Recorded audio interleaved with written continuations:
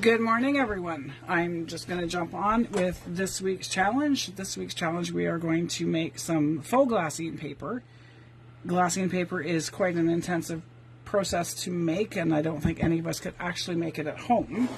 But we're going to do some faux techniques to make it look like glassine paper.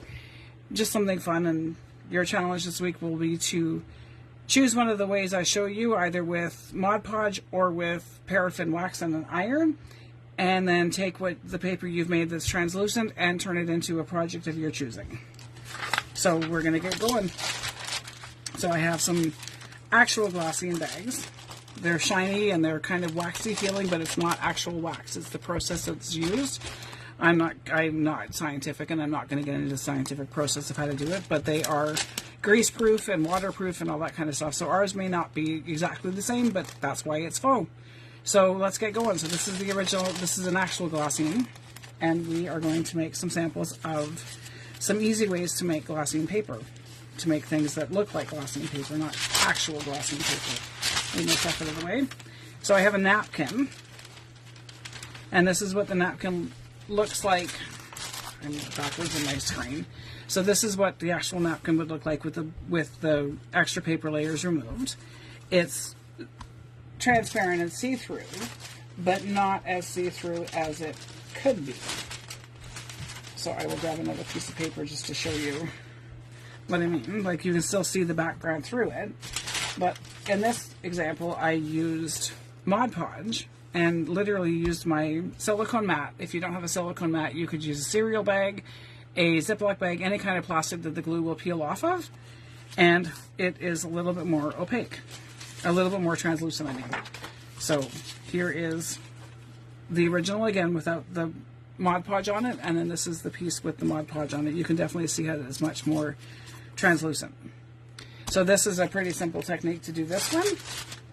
So I will get going with this one. I'm just going to take off the extra piece from a different project on the napkin, because the napkins themselves are pretty fragile to use just like that, but when you have the Mod Podge on them, you can fold them, you can crunch them up, and they're not going to tear and fall apart anymore. So you can do all kinds of different things with it once it's more stable with the Mod Podge on it. And it's pretty simple to do this technique. Everybody knows how to paint. So I will just grab my Mod Podge and my paintbrush, and I'm using my silicone mat so I can glue right on it and it'll just peel right off.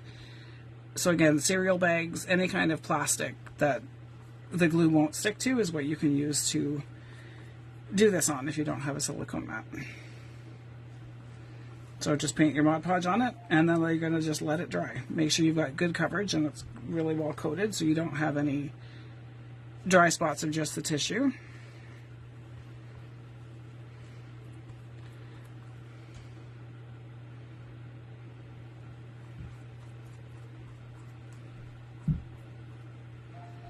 And for extra stability, if you wanted to, you could once this is dry, you could do another layer of Mod Podge on the back side of the napkin too. I haven't. I find it's enough with just the one coat of it. And it doesn't matter if it's all gloppy or messy or whatever, because it's Mod Podge and it's just going to dry clear anyway. My Mod Podge is a matte finish. I don't have the glossy Mod Podge.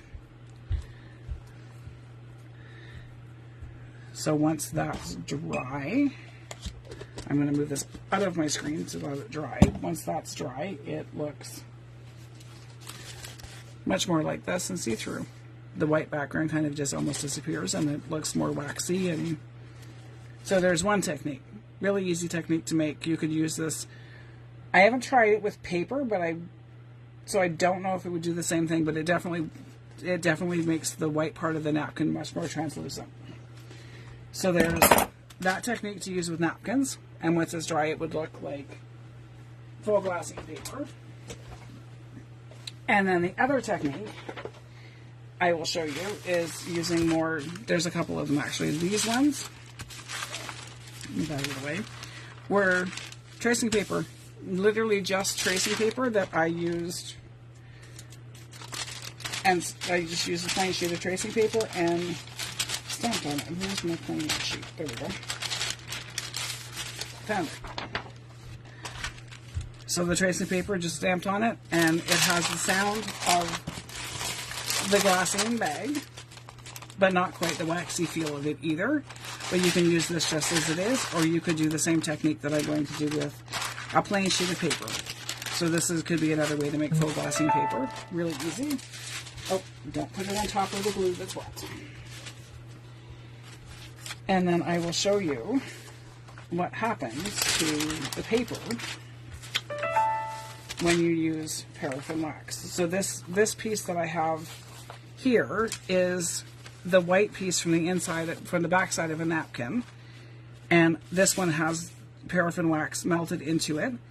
It's still the texture of the napkin. It's not quite as sturdy as it would be with the Mod Podge, but it's still pretty sturdy that you could use it as a delicate piece in your book or however you'd like to. So that's the white part of the napkin. This one still had some of the, I don't know if you can see it in the screen. This one still had some of the print on it. When they screen printed these napkins, it went through to the white as well. So this one's a little more, it's still napkin, but it's not as heavy feeling as what it is with the Mod Podge. This is with the paraffin wax. And you can make it vintagey, you can ink on it, whatever you want to do with it after. So there's one option. This is a printed digital, not sure where the digital was from, I don't remember right off the top of my head. But it is just the regular copy paper that I use quite often when I'm printing. And it makes the paper a little bit more translucent. So you can see more of the background through it than you could if it was just a plain unwaxed piece of paper. You can't see very much through it, but you can still see a little more. It works better if you're using more white, a plainer sheet. Here's I'm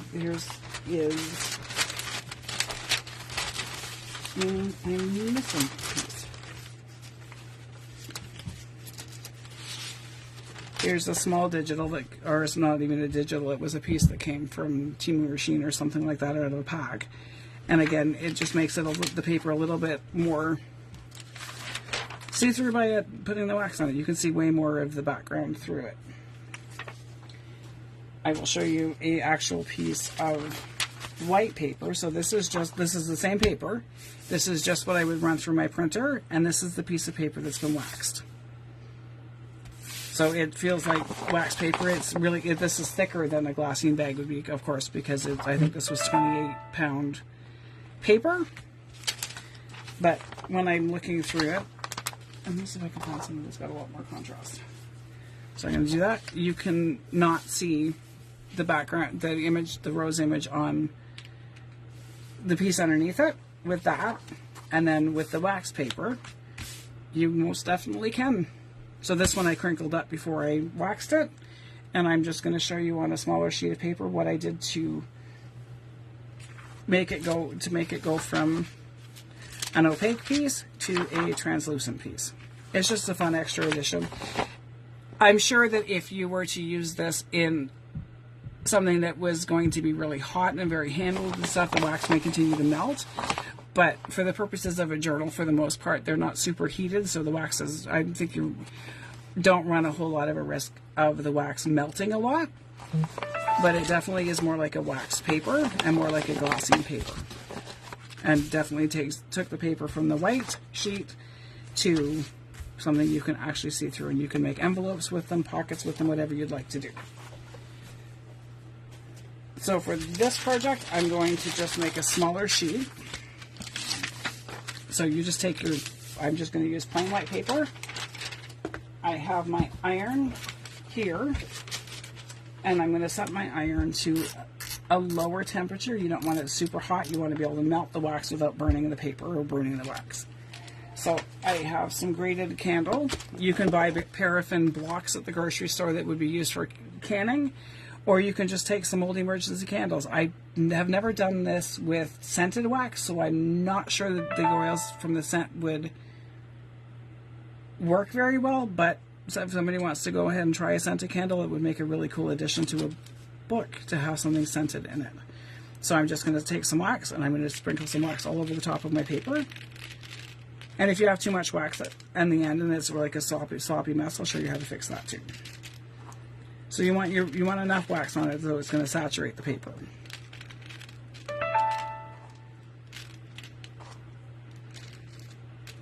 You could use book pages, dictionary pages. Some papers don't lend themselves well to being translucent with the wax. It all depends on the composition of the paper, but there are just plain printer paper. It works wonderfully to make a faux glassine paper. So I'm using just regular kitchen parchment paper and sandwiching my paper with the wax in between so I don't make a waxy mess all over my work surface or my iron. So it's all sandwiched between. My iron's warm. I'm just going to double check to make sure it's warm. My iron is pretty warm. And I'm just going to start melting the wax. And if you find it's not melting fast enough, turn your iron up a little bit more. But you can see it's starting to melt the wax and absorb into the paper.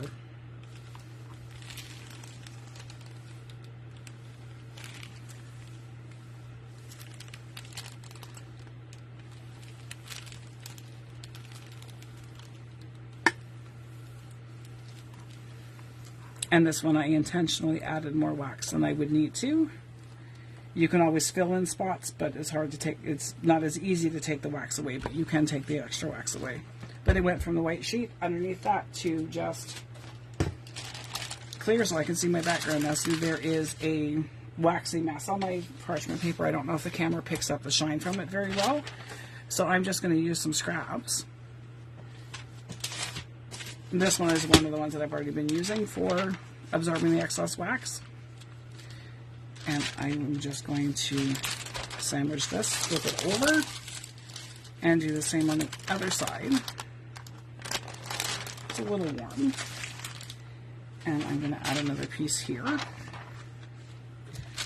And we're going to blot up all the excess wax into another sheet of paper. And you would just keep doing this until you have the wax is not such a soupy mess on your parchment paper.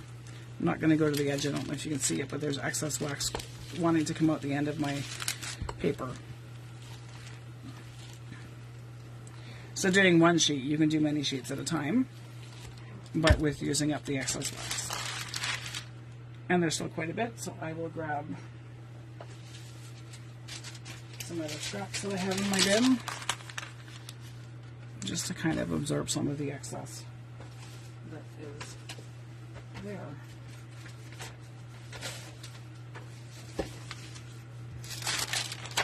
And you can already see it, the warm wax underneath and melting through into the sheet that I just put down on the top. So use a little less wax when you're starting it, and you won't need to do as many passes to absorb it.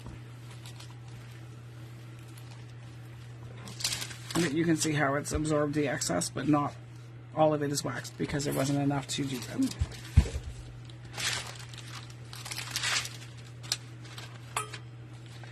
So I'm just going to pull this off, find my original piece, and I'm going to take it out, let it dry. And now I've gone from having the white sheet that you can see very little through to having the translucent sheet. And then once this is dry, if I find it's still a little bit too waxy, I will just put some fresh unwaxed paper and sandwich it again and iron it again. That is all there is to this one. It makes a pretty cool effect. And you can take your wax paper, your faux glassine paper, whatever you want to call it, and it will still accept the ink.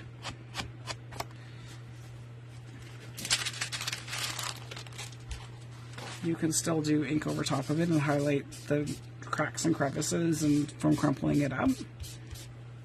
If you wanted to coffee dye the paper, you would need to do that before you waxed it. But I can add ink to highlight the crumpled imperfections that I did when I crumpled it all up. So I don't know how easy that is to see, but I can definitely see through it, even with the wax on top, so it will give you that extra little bit of flat dimension in your projects. So I hope that helped everybody.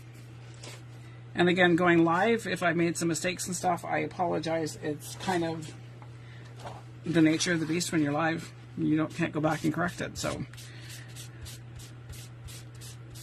So go give it a try. Either use Mod Podge or paraffin wax. I took like this. My paraffin grated wax was from some extra tea lights that I had. We just used an old cheese grater that's not used for food anymore, and grated the wax up. And I just leave it sitting in the fridge for when I need to do it. This is an old technique that I used to do a long time ago. And it just makes a fun addition to your book, and it makes your paper. This is still pretty waxy, so I will put it through another piece of parchment paper with some fresh paper on it to absorb some of that excess wax, and then when it's dry, it is like this. So there you have it. So go ahead and make some faux glassine paper and show me what you did. To be entered into the draw, you have to complete all 4 weeks. So last week was a stack and whack. The video is posted in the event page for Junkers Craft Co-op. This one will be posted on the main feed as well as a link to it in the event, so they're easy to find. We do have some other stuff happening in our group. We have the Chaos Challenge that every Thursday you would post a picture and challenge one of the participating admins to make something.